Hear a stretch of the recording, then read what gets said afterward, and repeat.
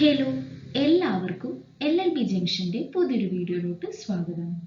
Private defence എന്നുള്ള ടോപ്പിക്കിന്റെ continuation ആയിട്ടാണ് നമ്മൾ ഈ വീഡിയോയിൽ പോകുന്നത്. ലാസ്റ്റ് വീഡിയോയിൽ നമ്മൾ സെക്ഷൻ 100 വരെയുള്ള കാര്യങ്ങളാണ് ഡിസ്കസ് ചെയ്തിട്ടുണ്ടായിരുന്നത്.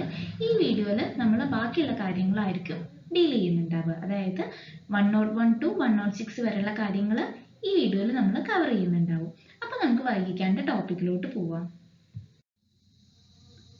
സെക്ഷൻ 100 ഓഫ് IPCയിൽ ഏതൊക്കെ സന്ദർഭങ്ങളിലാണ് നമുക്ക് ഒരു വ്യക്തിക്കെതിരായിട്ട് പ്രൈവറ്റ് ഡിഫൻസ് എന്നുള്ള റൈറ്റ് എക്സസൈസ് ചെയ്യുന്ന സമയത്ത് മരണം വരെ എത്തിക്കാവുന്നത് എന്നുള്ളതിനെ കുറിച്ചിട്ടായിരുന്നു പറഞ്ഞിട്ടുണ്ടായിരുന്നത്.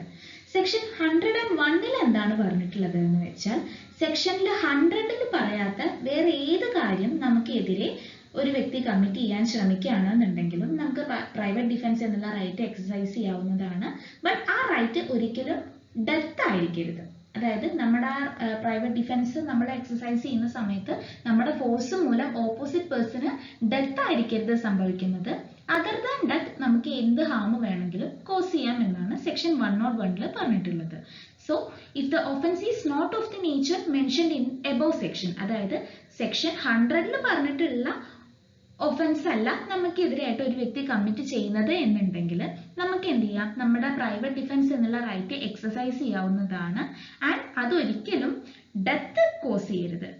അതായത് അതർ ദാൻ ഡെത്ത് ആയിരിക്കണം നമ്മുടെ സെൽഫ് ഡിഫൻസ് മൂലം ഓപ്പോസിറ്റ് പേഴ്സണ് വരാൻ പോകുന്ന ഹാം എന്നാണ് ഈ സെക്ഷൻ 101 പറഞ്ഞിട്ടുള്ളത്.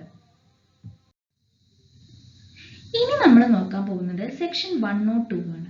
അതായത് സെക്ഷൻ 102 പറയുന്നത് എന്താണെന്ന് വെച്ചാൽ, പ്രൈവറ്റ് ഡിഫൻസ് ഓഫ് ബോഡി എന്നുള്ള ഒരു റൈറ്റ് എപ്പോഴാണ് ഉടലെടുക്കുന്നത് ആൻഡ് അത് എത്രത്തോളം സമയമാണ് ആ ഒരു പെർട്ടിക്കുലർ റൈറ്റ് കണ്ടിന്യൂ ചെയ്ത് പോകുന്നത് എന്നുള്ളതിനെ കുറിച്ചായിരുന്നു. അതായത് നമ്മുടെ ശരീരത്തിനെതിരെയോ അതല്ലെങ്കിൽ വേറെ ഏതെങ്കിലും വ്യക്തിയുടെ ശരീരത്തിനെതിരെയോ ഏതെങ്കിലും ഒരു പെർട്ടിക്കുലർ പേഴ്സൺ അറ്റാക്ക് ചെയ്യാൻ വരികയാണ്.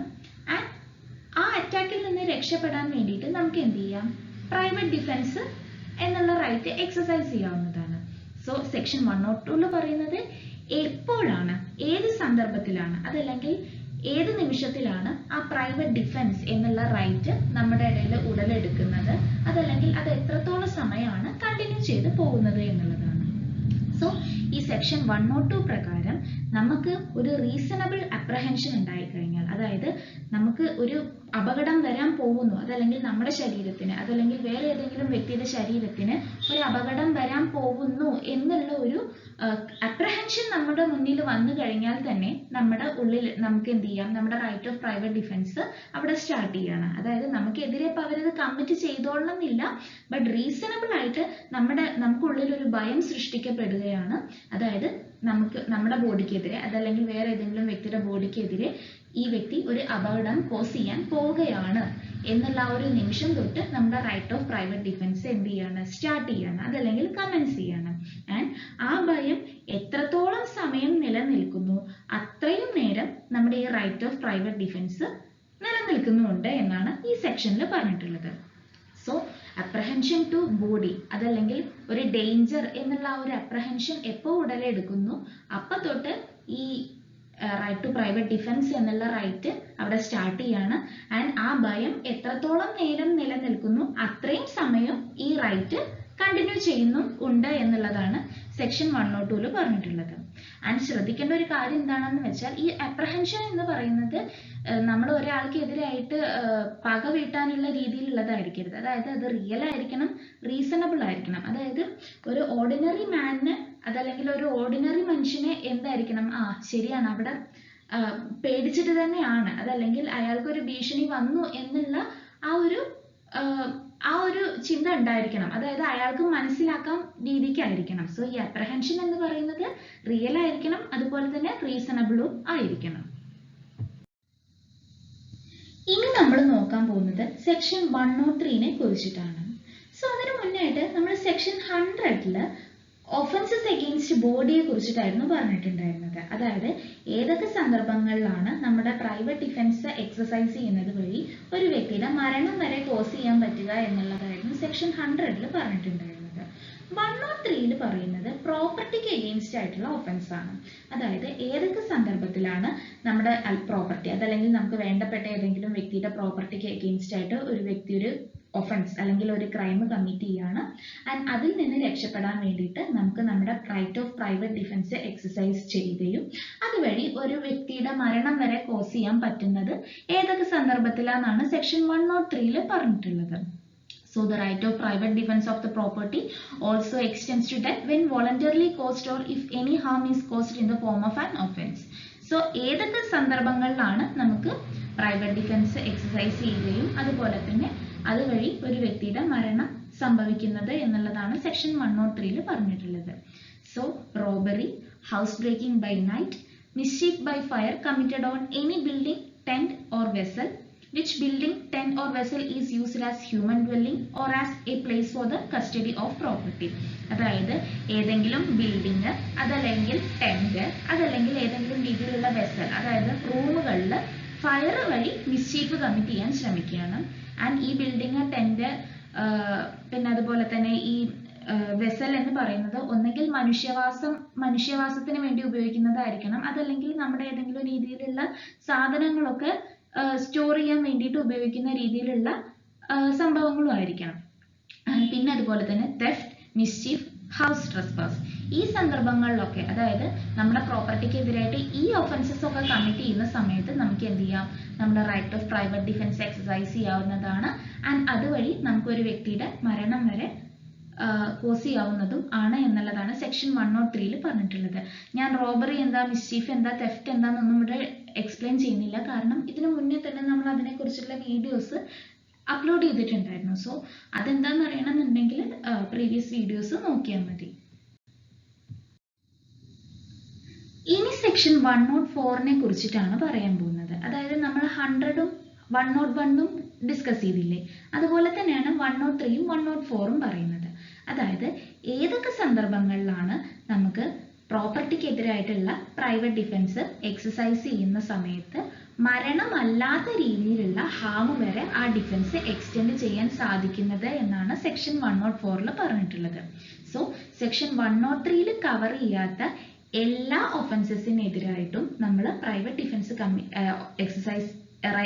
ഡിഫൻസ് എന്നുള്ള റൈറ്റ് എക്സസൈസ് ചെയ്യുന്ന സമയത്ത് അത് ഡെത്തിലേക്ക് എത്തിക്കരുത്, ബട്ട് നേരെ മറിച്ച് ഡെത്ത് അല്ലാത്ത മറ്റേതെങ്കിലും ഹാം വരെ എക്സ്റ്റെൻഡ് ചെയ്യാവുന്നതാണ് എന്നാണ് സെക്ഷൻ 104 പറഞ്ഞിട്ടുള്ളത്.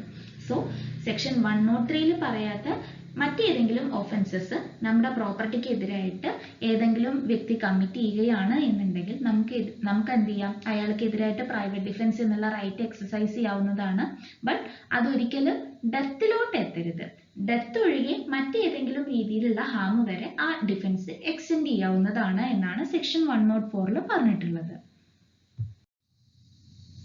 ഇനി നമ്മളിവിടെ നോക്കാൻ പോകുന്നത് സെക്ഷൻ 105 കുറിച്ചിട്ടാണ്. അതായത് right to private defence against property എപ്പോഴാണ് തുടങ്ങുന്നത്, അതുപോലെ തന്നെ അത് എത്ര സമയത്തോളം കണ്ടിന്യൂ ചെയ്ത് പോവാം എന്നുള്ളതിനെ കുറിച്ചിട്ടാണ് 105 പറഞ്ഞിട്ടുള്ളത്. സോ നമ്മുടെ പ്രോപ്പർട്ടിക്ക് എഗെയിൻസ്റ്റ് ആയിട്ടുള്ള ഒരു ഡേഞ്ചറിന്റെ റീസണബിൾ അപ്രഹെൻഷൻ എപ്പോൾ തൊട്ട് തുടങ്ങുന്നു ആ നിമിഷം തൊട്ട് നമ്മുടെ റൈറ്റ് ടു പ്രൈവറ്റ് ഡിഫൻസ് നമുക്ക് എക്സസൈസ് ചെയ്യാവുന്നതാണ്.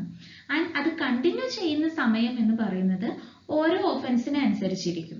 അതായത് ഇപ്പൊ തെഫ്റ്റ് ആണ് എന്നുണ്ടെങ്കിൽ നമ്മുടെ കട്ട് കൊണ്ടുപോയ മുതൽ തിരിച്ച് റീസ്റ്റോർ ചെയ്യുന്ന അത്രയും സമയം വരെ നമ്മുടെ ഈ റൈറ്റ് ടു പ്രൈവറ്റ് ഡിഫൻസ് എന്ത് ചെയ്യും, കണ്ടിന്യൂ ചെയ്തുകൊണ്ടേയിരിക്കും. ഇപ്പൊ റോബറി ആണെന്നുണ്ടെങ്കിൽ ആ ഒഫൻഡർ നമുക്കെതിരായിട്ട് നമ്മളെ കൊല്ലാൻ ശ്രമിക്കുക, അതല്ലെങ്കിൽ നമ്മളെ ഹേർട്ട് ചെയ്യാൻ ശ്രമിക്കുക, അതല്ലെങ്കിൽ നമ്മളെ റോങ്ഫുള്ളി റെസ്ട്രെയിൻ ചെയ്യാൻ ശ്രമിക്കുക, അതല്ലെങ്കിൽ ഈ പറഞ്ഞ കാര്യങ്ങളൊക്കെ ചെയ്യുകയാണ് എന്നുണ്ടെങ്കിൽ ചെയ്യുന്ന അത്രയും സമയം വരെ എന്താവും, നമ്മുടെ ഈ right to private defence continue ചെയ്തുകൊണ്ടേയിരിക്കും. ക്രിമിനൽ ട്രെസ്പാസ് ആണെന്നുണ്ടെങ്കിലോ അതല്ലെങ്കിൽ മിസ്ചീഫ് ആണ് എന്നുണ്ടെങ്കിലും ആ ഒരു മിസ്ചീഫ് അല്ലെങ്കിൽ ക്രിമിനൽ ട്രെസ്പാസ് കമ്മിറ്റ് ചെയ്യുന്ന ആ സമയം വരെ എന്ത് ചെയ്യും, ഈ right to private defence continue ചെയ്തുകൊണ്ടേയിരിക്കും. ഹൗസ് ബ്രേക്കിങ്ങിനെ സംബന്ധിച്ചിടത്തോളം ഹൗസ് ബ്രേക്കിംഗ് തുടങ്ങി അത് കണ്ടിന്യൂ ചെയ്യുന്നിടത്തോളം സമയം എന്തായിരിക്കും, ഈ ഒരു റൈറ്റ് ടു പ്രൈവറ്റ് ഡിഫൻസ് നമുക്ക് എന്ത് ചെയ്യാം, എക്സസൈസ് ചെയ്യാവുന്നതാണ്. ഇനി നമ്മൾ സെക്ഷൻ 106 കുറിച്ചിട്ടാണ് നോക്കാൻ പോകുന്നത്. സെക്ഷൻ 106 എന്താണ് പറഞ്ഞിട്ടുള്ളത് എന്ന് വെച്ചാൽ, അതായത് നമുക്ക് മരണം വരെ സംഭവിക്കാവുന്ന രീതിയിൽ, അതല്ലെങ്കിൽ നമ്മൾ മരിക്കും എന്നൊക്കെ തോന്നില്ലേ, അങ്ങനെ വരുന്ന രീതിയിൽ ഒരു വ്യക്തി നമുക്ക് എന്ത് ചെയ്യാണ്, നമുക്കെതിരായിട്ട് ഒരു പെർട്ടിക്കുലർ ഓഫൻസ് കമ്മിറ്റ് ചെയ്യാണ്, നമുക്ക് അപ്രഹെൻഷൻ ഓഫ് ഡെത്ത് വരെ സംഭവിക്കുന്നുണ്ട് അവിടെ.